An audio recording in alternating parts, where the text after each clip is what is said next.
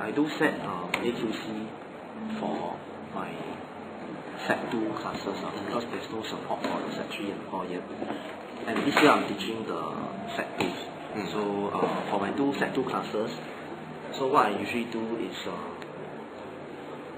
I also attach learning concept e-lessons for them, concept-based lessons, and they have to go and study the lesson. So let's say I look at the class, then for instance 2F. So from the report for the questions that I had set, I can actually find out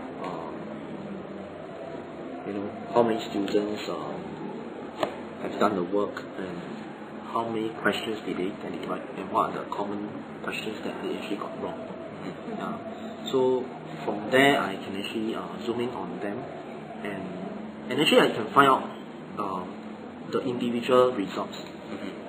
So if usually for my students, right, majority of them should be able to get it right after maybe at least 2 tries. But there are still someone out there who will always get it wrong and they don't even bother to clarify.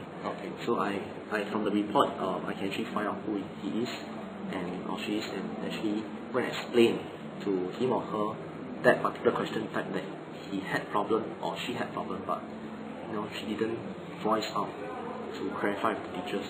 So it's a way to assess for learning.